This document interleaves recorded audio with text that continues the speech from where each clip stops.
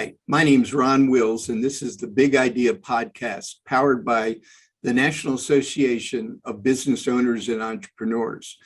In this series, we're going to be talking about challenges to growth in the small to mid-sized business. And today's guest is Stefano Ratti, CEO of Chamberton Energy.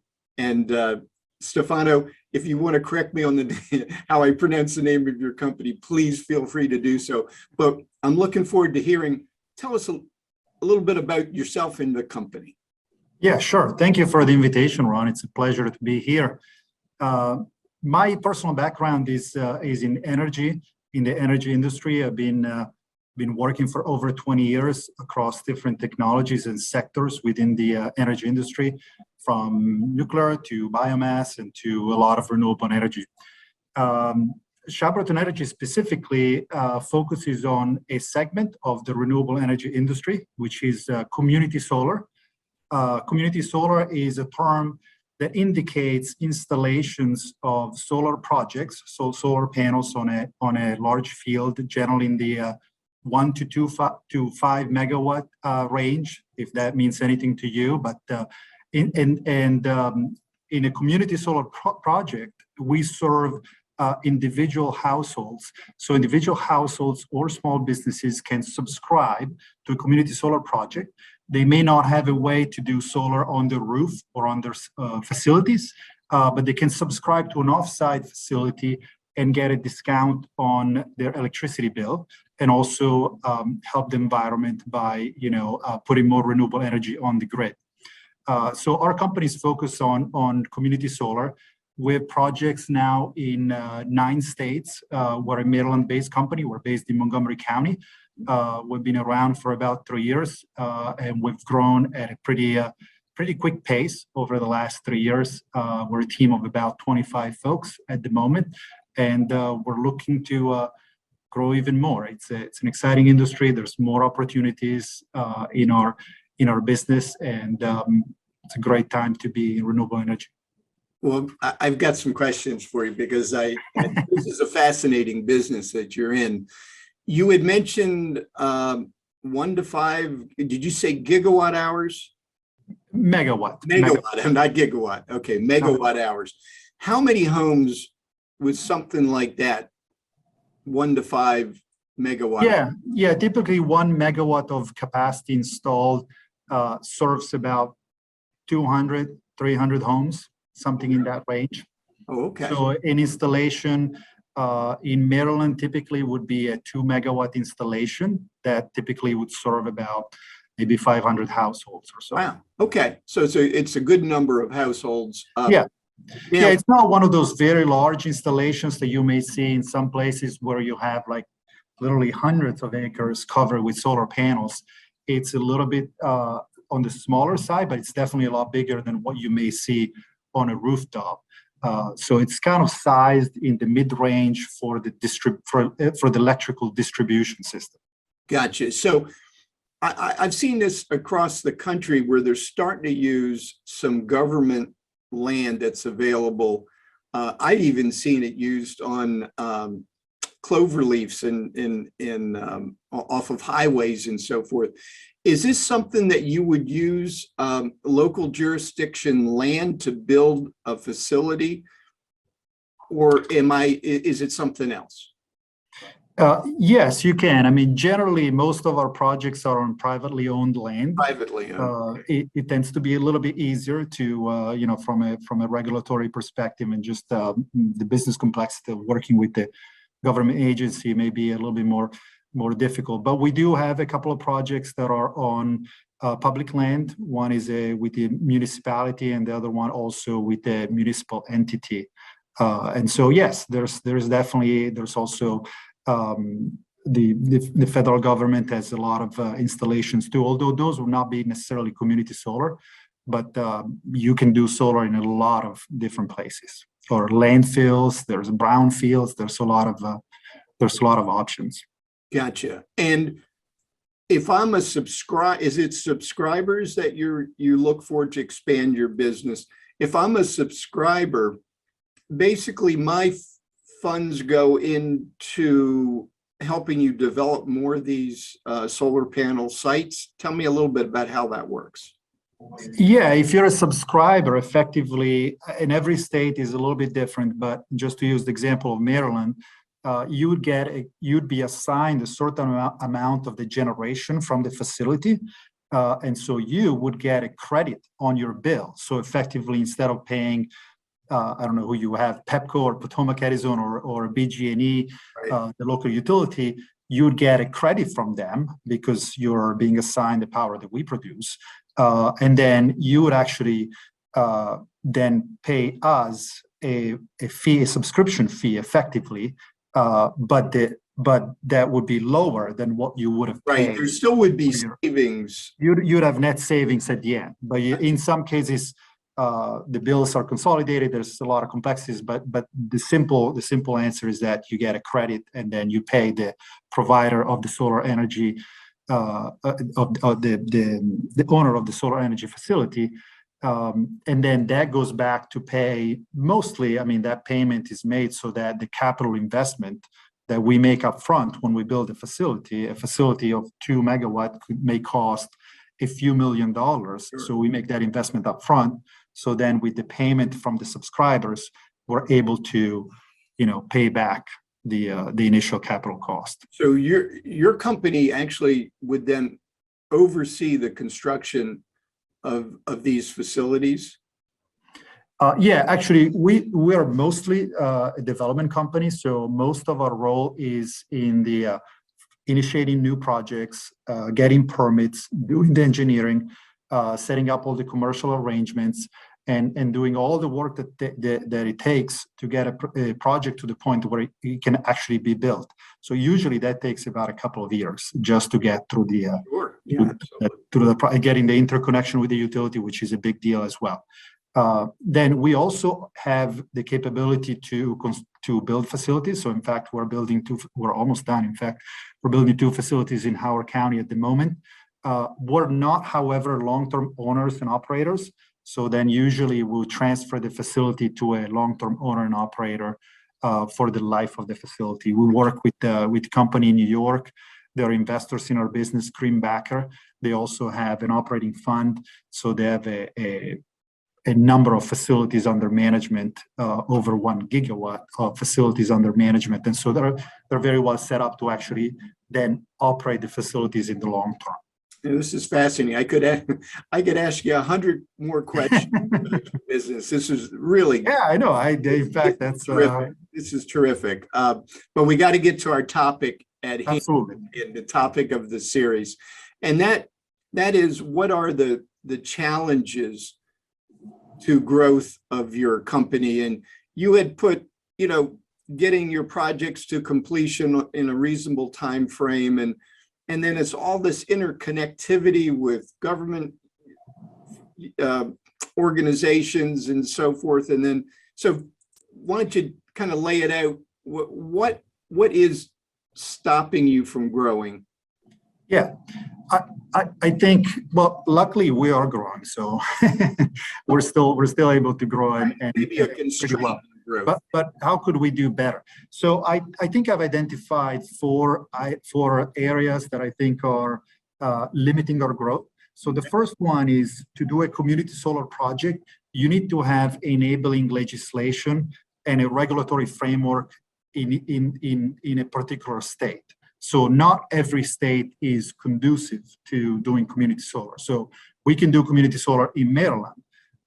We're starting to do community solar in Virginia, Delaware, but there's a lot of other states, and we're now in 9 states where we have projects, but there's a lot of other states where the system is not such that we can actually operate. The mechanism that I described to you with the subscriber, that's not contemplated within the regulatory environment.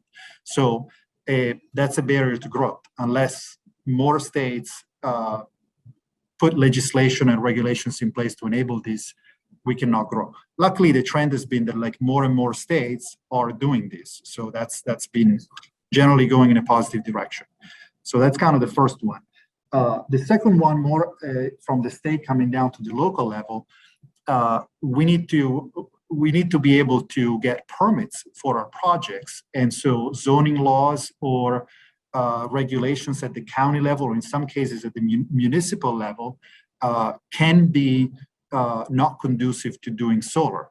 Some jurisdictions have taken a view that we don't want solar in a particular area, or they don't want solar at all for whatever reason. Usually maybe because of concerns about the visual impact or whatnot. Sometimes it's just because it's a new thing, and so it's not even contemplated by the zoning law. Here in Montgomery County, unfortunately, even though the county generally is pro-renewable energy, but from the perspective of community solar, most of the land in Montgomery County is not available to do our projects. Interesting, because Montgomery County tries to be on the forefront of renewable energy, but it's actually problematic because there isn't the amount of land available to do it.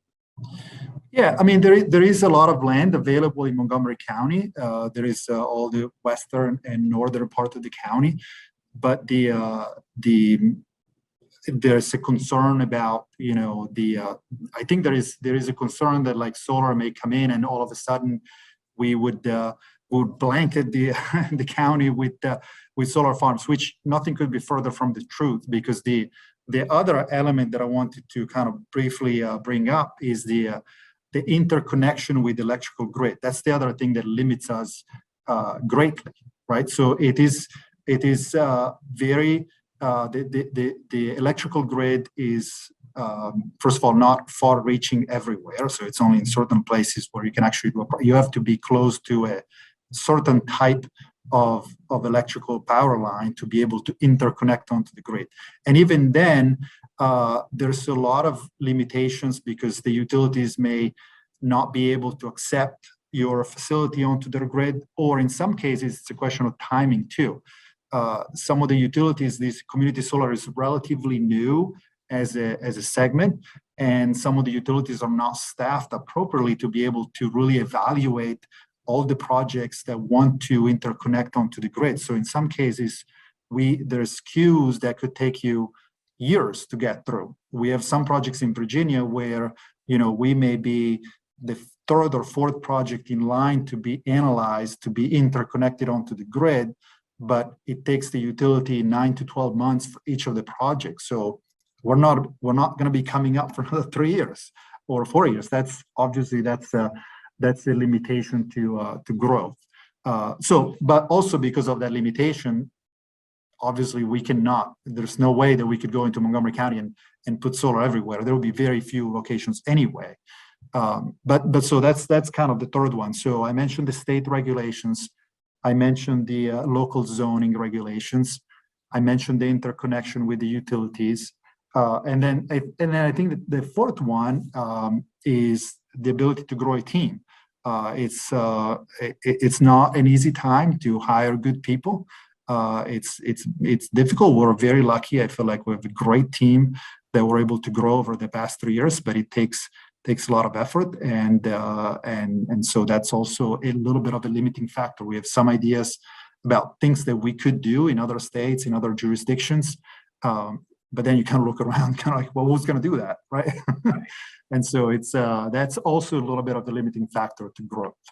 Wow. Well, and you're still in business after all that. That's amazing. I know. I have no hair, though, you see. I was fascinated when you were talking about some of the lead times, and it could take several years to get into a particular area. And then you've got the zoning laws and everything that needs to be done. And in years gone past, I was involved in commercial real estate development. And my gosh, you might have a project planned 3 or 4 years before it gets in the ground. And so anything can change. Yep. So it does take a certain mindset. Question for you is, which of the 4 is sort of the number one hindrance? And then tell us a little bit about what you've done to sort of work around that hindrance. Yeah, I mean, that's a good question. I think I think all four are important. I don't know if I had to pick one. Yeah, I'm making you pick. Perhaps I would pick the interconnection. The interconnection, even though it's a little bit more technical, it feels a little bit more technical, right? Maybe fewer people can relate to that. But the interconnection is a real challenge. There are some places that it's, everything is in place. The state is in favor of community solar. The local zoning is in favor of community solar. We have the people to do it, and then we're kind of sitting and figuring out what do we do with the interconnection. It takes a lot of patience. It takes a lot of trying to be as collaborative as possible with the utilities, which is not always the easiest part. And you want to be as responsive, so you have to develop a relationship. You have also to establish yourself as a reputable company, so that the utilities is willing to work with you, and you have that two-way communication. So it's a little bit more intangible, but it's very important that you really establish yourself as a reputable company that can do business well. And so then we've had some success. We've a very good relationship with the utilities in Maryland. And we have good relationship with utilities elsewhere too. But it takes certainly a tremendous amount of work, and also culturally, right? It's very easy for us to just kind of get discouraged and blame the utility for everything and say, oh, the utility's here, the utility's there, right? But then that's not constructive, right? You wanna go in and show that you're rolling up your sleeve. If there is something that, if they have a question, you immediately try to respond, you try to bring resources. And sometimes you try to figure out a way to push it too, right? I mean, see how can we actually get them to move on this side, on that side. Maybe there's a clever solution. In some cases, we've tried to also come up with some clever technical solutions that may help the utility, right? They may come back to you and say, no, you can't put a project here because of this issue with frequency, right? And we have some really good engineers on staff, and they're like, well, actually, I mean, if we use a battery in this way and we connect it this way, then that would alleviate their concern. Therefore, that's so it's I would say probably interconnection is very important. The other ones too, for sure. But I'm just hearing you. It involves complexity, technology, human interaction, and all of us who have dealt with big utilities at one point or another, either in our careers or in our personal lives, it's never a pretty thing. It's never simple to deal with a big organization. Yeah. So it's kind of interesting though. If you deal with an organization, let's say in Montgomery County in Maryland, and then you might have to deal with that same organization in Howard County or somewhere else, do you end up with the same people at the, like the power companies for that connection, or do you end up having to start over again when you go to a different part of the state or a different state, but maybe served by the same utility? Yeah, it depends. I mean, utilities have, depending on the size of the utility, depending on the size of their team. You mentioned the Howard County, with BG&E, we've worked with the same team across projects. In fact, that's been great. That's been very good. That's Baltimore Gas and Electric. In other cases, Delmarva, for example, on the Eastern Shore and Delaware, we've dealt with a few different people. Same thing, Dominion is a pretty large organization too in Virginia, and so we've had different touch points. And then sometimes what happens is that you have maybe a very good person that you work with for a while, and then they leave and go somewhere else, right? And so somebody new comes in, and they may have their own way of doing things, or maybe they're coming up to speed, so you want to help them too. So it varies a lot. I mean, really, that's maybe a broader challenge too. Our business is such that every state is different, every local jurisdiction is different, every utility is different. So we don't really have a national approach, which it would simplify a lot of things, but it's not the way it works. So we really have to be very plugged in locally and really put a lot of effort in every jurisdiction. Yeah, and I think with every jurisdiction maybe being slightly different, it makes it tough to build a scalable company. I spend a lot of time with my clients working on systemization and building the scalability, but most of the time we assume that all our customers or all our contact points are going to be similar, but you got different complexity in different states and different jurisdictions, even within a state. So it's a fascinating challenge, and you're still here to talk about it. So that's good news. It must be working. Thank you for coming. Thank you for coming on today, and it's been a lot of fun. Thank you so much, Ron. I appreciate it.